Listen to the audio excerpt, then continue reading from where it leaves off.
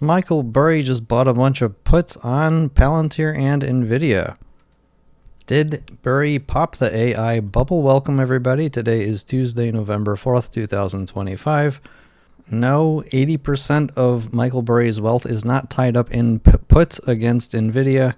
The big numbers people see represent the underlying value of the contracts, but it's still an enormous position against Palantir and Nvidia. My crystal ball must be working overtime because, as you know, yesterday, a few hours before that news came out, I did a special report on Nvidia and comparing it to Cisco Systems, discussing potential bubble implications, bull-bear case possibilities. Again, check the special edition out if you haven't seen it already. But in addition to Nvidia being, the most similar thing to Cisco Systems back in the year 2000, there's lots of other companies with PE ratios that are pretty high, Palantir being one of the highest. It just had its earnings released today, or rather yesterday after the close, and the markets did not like the numbers coming out of the company, the stock dropping 8% on the day. But if you thought that Nvidia could drop by 50% is a lot, Palantir makes Nvidia look like a value stock, comparatively speaking. After all, its earnings, when compared to the price of the stock, is at a PE ratio of 601.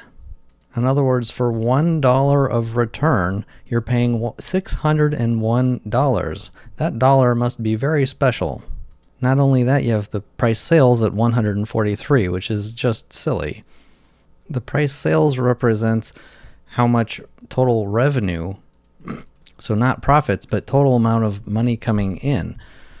This is the equivalent of, say, you wanted to buy a business and you paid $143,000 for it, and the total amount of revenue coming in for a year is $1,000.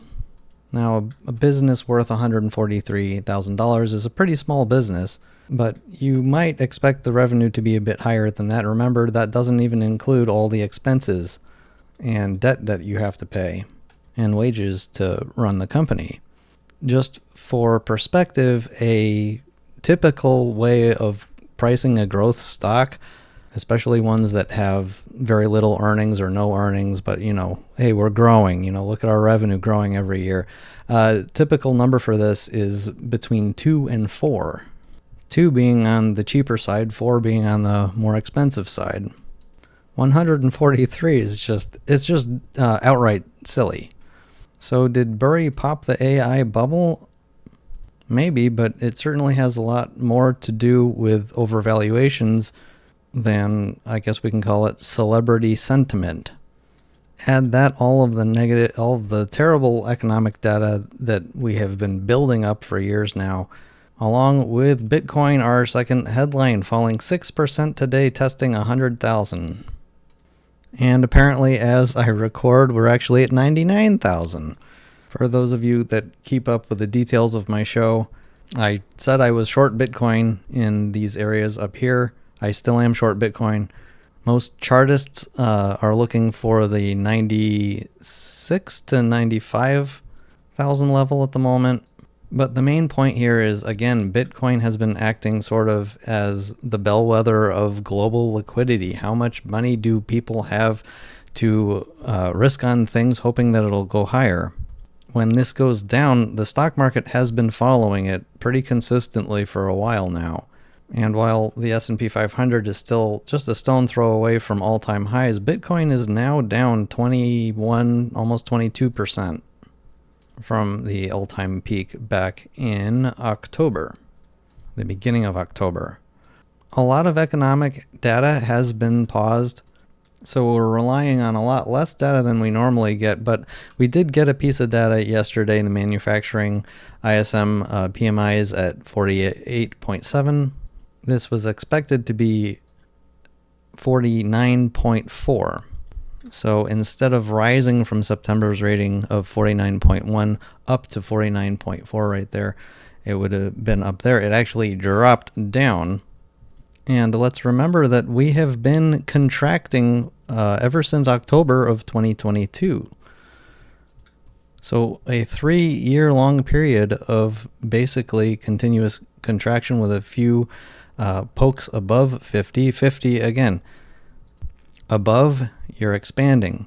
Below, you're contracting.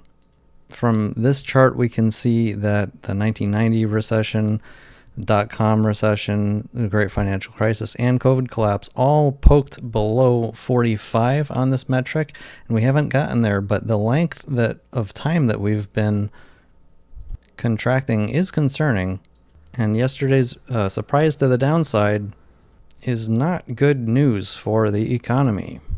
Before we go through the rest of our charts, community topics, what's your favorite investing quote, and does it actually affect your decisions? So first, do you have a favorite quote about investing, or can you think of one that you could share with the Robschild community? And then second thing, does it actually affect what you decide to buy, sell, or hold? Comment below. Coming up, economic data is still in limbo. Those that were expecting the federal government to open up Monday or Tuesday appear to be wrong so far. The snapped in half looks like Trump may have paused these payments altogether, was the latest news article I read on that. Don't forget, federal worker pay is halted. If this doesn't get resolved by Christmas time, I'm not so sure it's going to be fun for those that need to fly. Never mind all of the workers that need their paychecks. I imagine the pressure from people that are not receiving SNAP or the federal worker payments are going to put real pressure on the federal government to get things going. But yeah, I guess we'll see what happens with all of that. Remember, initial continued jobless claims are on pause. Every Thursday, we're supposed to get an idea of what's happening in the jobs market, and we're not getting that data. Also missing very key unemployment and employment reports, but we do get tariff updates, and we still have to look forward to Nissan earnings. And thank you, the commenter that mentioned TradingView is messing up the timing of Asian earnings reports. Anyway, thank you for watching, liking, subscribing, commenting, and supporting Robschild. No changes to the ball ratings. And see my website link in the description to read through my daily reminders, current macro views, portfolio explained, and stock research center. On to the charts. I know some major banks have been sending out warnings that there, could be a pullback because stocks don't typically just go straight up forever. We also have to recognize that this could be the end of the pullback. After all, we had these gap up areas that, need filling, and we're sort of testing right now, Friday, October 10th candle. Can this level now hold as support or not? My best guess is with Bitcoin absolutely collapsing today, down about 7% now. The stock market has been following Bitcoin, and if it does, then I kind of expect the stock market to fall further. Does it have to fall further? No.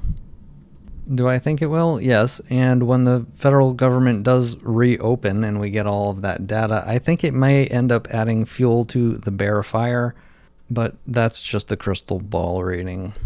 The advanced decline line also went lower, along with the S&P 500 dropping, confirming the move lower. It's not just a few meme stocks, I guess we call them mega cap stocks. It was the market as a whole. This is typically bearish. It says because it's confirmed, it could continue lower. The VIX pricing of options contracts did briefly poke its head above 20 today, and notably has been rising. You never know how high the VIX is going to go before we reverse, but as it stands, it's going up.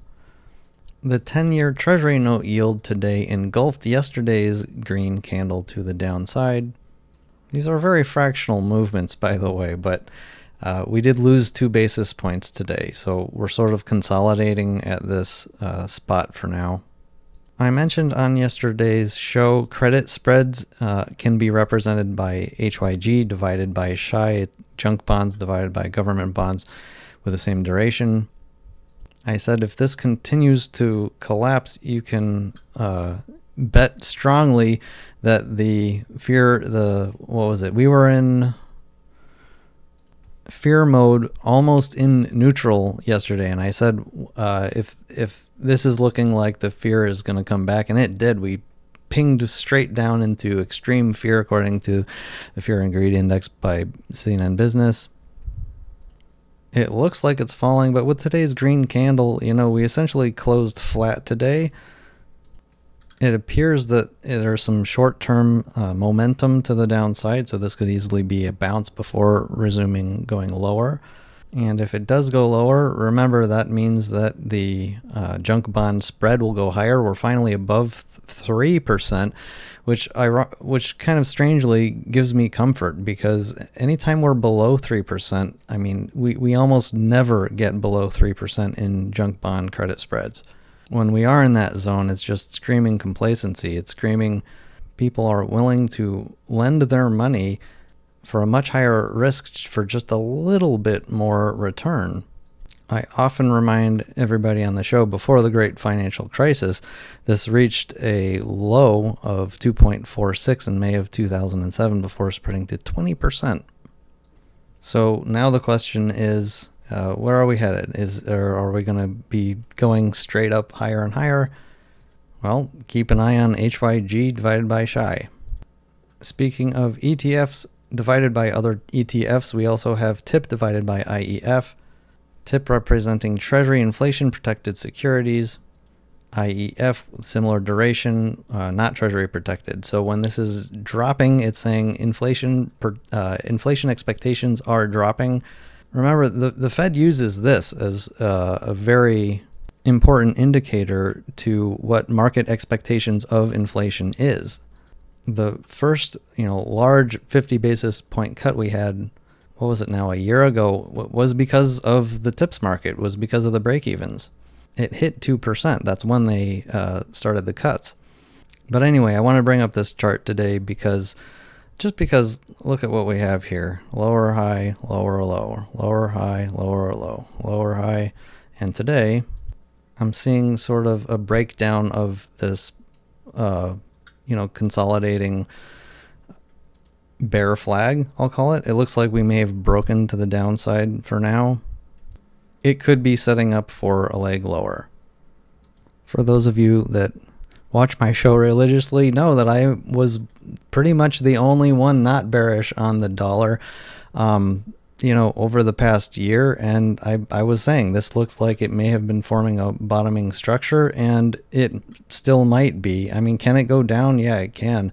But right now, the dollar is not dead. It's ripping higher. Notably above 100 in this index. We are sort of still testing, August's high, August 25's high right now as far as a chart goes. Remember, one of the problems with the dollar going up is when people owe dollars, especially in the euro dollar system, in like foreigners that are borrowing dollars and have to pay interest on those dollars. When the dollar goes up, it makes dollars harder to get. And when dollars are harder to get, it can have sort of a loop effect. That can happen in a lot of markets where because something's happening, it causes it to happen more. I'm wondering if we are beginning a, rip your face off rally in the dollar from this point, at this point. One other way to see a pattern here is M pattern, inverse M pattern. So if you, break and close above this can be very bullish for the dollar. It wasn't just Bitcoin and stocks that fell today. Copper, with a PhD in economics, also falling over the past few trading days. Gold also dropped 1.7% today, but we're really just going sideways here in gold for now. I'm still expecting gold to get back down to $3,500 at least. From that point, some people are expecting it to go much higher than the previous high. I'm not in that camp, but I guess we'll see what happens. Today's headline involved, bubble popping, and This is a chart I haven't looked at for a while, and someone in the comment section said how they were scared of what's going on with the Nikkei. These are Japanese stocks, the top 225 companies in Japan. What you're looking at right now is a monthly chart, just to show what had happened. In 1990, the Japanese stock market was in a bubble, and from that point in December of 1989, we hadn't seen that same price until very recently, actually. It looks like 2024.